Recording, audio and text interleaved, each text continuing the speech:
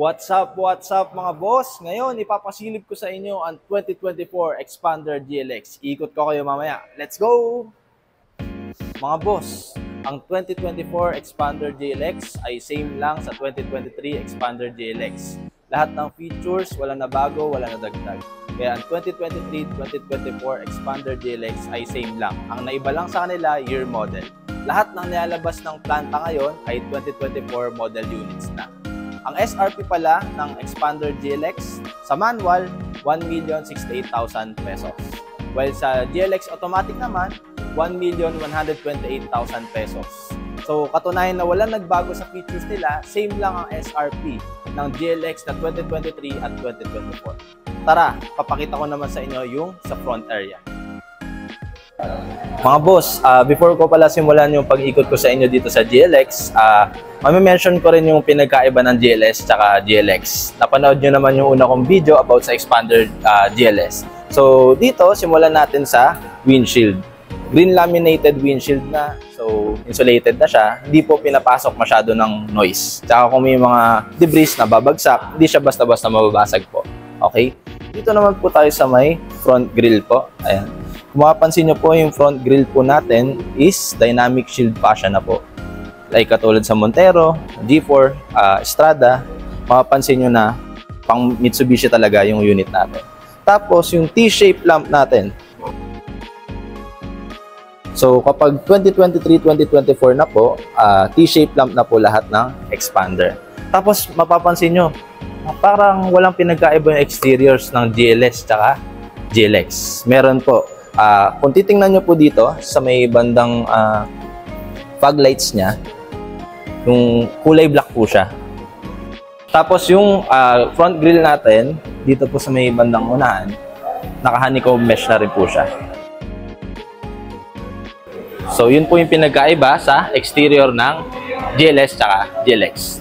Mga boss, nabuksan ko na yung hood natin. So papakita ko lang sa inyo yung engine natin. Ayan. So yung sa engine natin, ngayon naka-Maybach technology na tayo. Yung engine natin is 1.5 liter. So double overhead cam na siya, 16 valve na siya. And then kung mapapansin nyo rin, ito.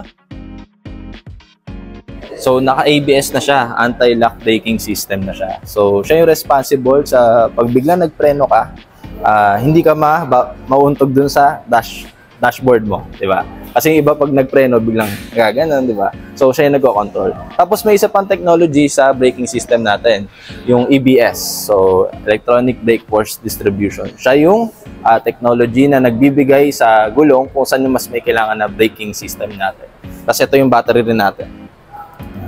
So silip nyo na, doon naman tayo sa driver side. Pakita ko lang muna sa inyo yung sa may area na to, okay? So, yung signal lights natin, nandito na sa side mirror natin. Tapos, yung gulong naman natin, 17 inches na siya. Kung mapapansin nyo, yung mga Xpander po ngayon is matataas na yung ground clearance. 225 mm. Ayan. So, parehas lang rin siya sa GLS. Yung mga naunang Xpander, 15 inch pa lang po yung gulong, kaya mabababa pa po siya. Kung titingnan yung design ng gulong natin, same siya sa GLS. Pati spare tire, ganito na rin po yung design. Papakita ko rin pala sa inyo, pinagkaiba niya sa GLS. Si GLS kasi KOS siya. So may button dito kapag GLS. While si GLX, mechanical key lang siya pag papasok mo. Ayan, tingnan nyo mga boss. Yun yung pinagkaiba nila. Sige, pasukin na natin. Let's go. Unang-una, pagpasok natin, mapapansin pa lang natin ang pinagkaiba ng GLX tsaka GLS, yung door trims niya. Kapag GLS is naka-leather paddings na siya, pati yung dashboard. So, while GLX naman, hindi pa siya naka-leather wrap. Yung mga dashboard tsaka side trims natin ng door. Yung power steering wheel natin, 3-spoke siya, pero hindi siya leather wrap rin. Unlike sa GLS, naka-leather wrap siya. Tapos itong steering wheel natin, connected pa rin siya dito sa touchscreen monitor natin. Okay? So, meron din siyang controls dito sa monitor. Tapos yung touchscreen monitor natin is pwede na rin siya sa Android tsaka sa CarPlay or sa iPhone. Tapos, balik tayo dito sa steering wheel.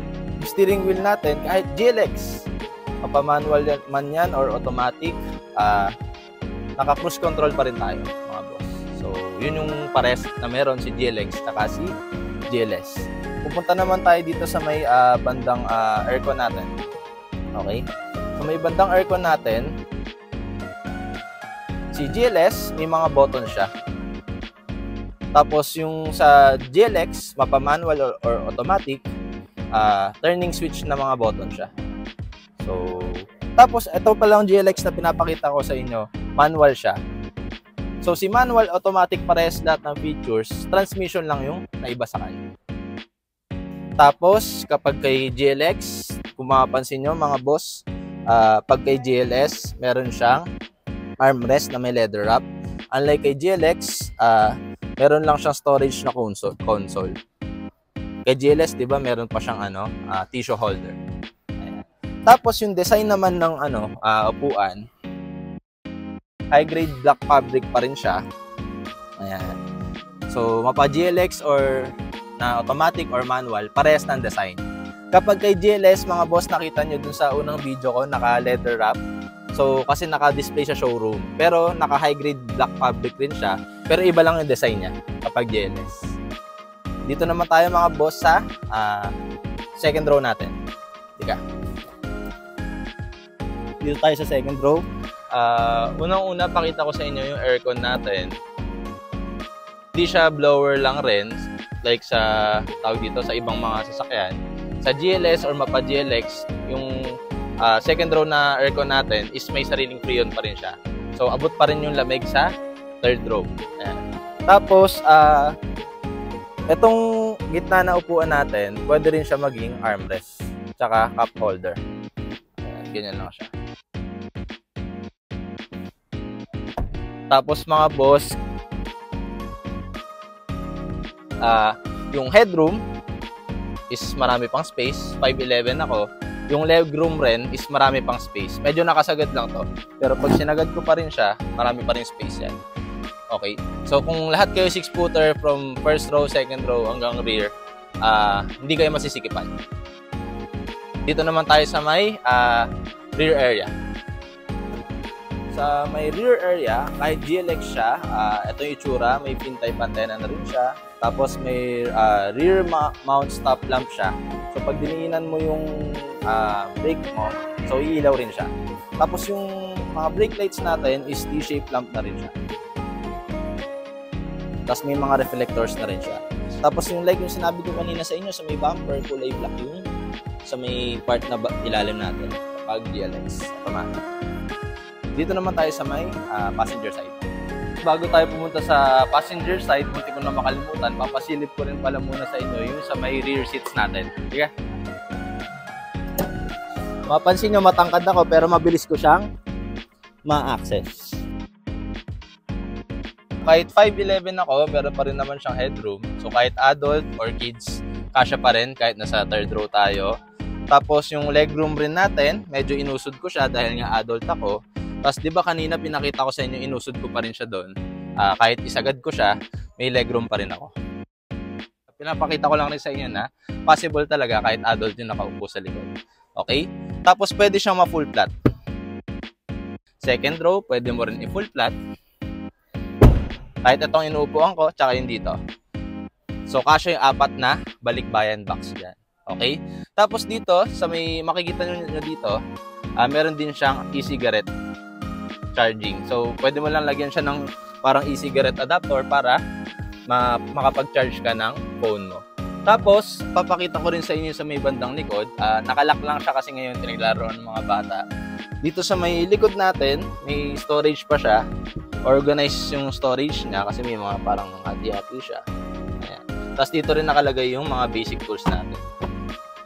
So, ngayon nakatanggal lang siya kasi naka-display sa showroom natin. So, mga boss, doon naman tayo sa may passenger side. Nandito na tayo ngayon sa passenger side. Bago ko explain muna yung mga dito sa passenger side, may naiwan akong explain sa inyo. Kung titingnan nyo dito, mga boss, di ba iba yung transmission? So, pag GLX automatic, iba lang rin yung cambio niya. Okay? Yun yung pinagkaiba. Tapos, kapag GLX versus GLS, pag kay GLX, yung handbrake niya is classic na handbrake. Kapag kay GLS naman, push button na lang yung handbrake niya. Tapos, syempre, kapag kay GLS, dahil push button na yung handbrake, may brake auto hold. While si GLX, walang ganong picture. Okay? So, dito naman tayo sa may passenger side, mga boss. Ito yung glove box niya. Dito nakalagay yung mga manual pag nag-release tayo. Tapos, may konting, sa may part na to, may organizer dito. Pwede kang maglagay dyan ng mga importante mong gamit. Ayan. Tapos, kahit kay GLX to SRS airbags pa rin tayo. Dito sa may steering wheel, saka dito sa may dashboard, yung isang airbag dyan. Okay? Tapos, yung upuan rin natin, na-adjust rin siya.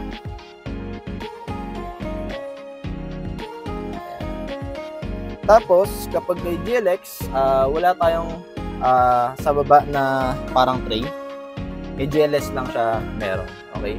So, mga boss, papakita ko naman sa inyo yung mga promos natin for December. Mga boss, ito yung promo natin sa expander units natin. Expander GLX na manual, low down payment yung promo natin. Sa expander GLX naman automatic, low down payment na siya, tapos may free 1 month ka pa. Okay? Sa GLS naman, low down payment rin yung promo natin. Sa expander cross natin, kahit anong cross pa yan, free 1 month na tapos low down payment pa. Mga boss, lagi nyo lang ako i-message sa FB Messenger ko or kaya sa FB page ko para mabigyan ko kayo ng mga updated na promos natin. Kasi monthly, nag-iiba-iba yung mga promos natin. And for sure, 2024, may mga bagong promos na ilalabas yung planta. So, lagi nyo lang akong i-subscribe, mga boss. I-follow nyo lang ako rin sa FB page ko. And click the notification bell dito sa YouTube ko para lagi kang updated sa promos natin at sa mga bagong units natin. Let's go!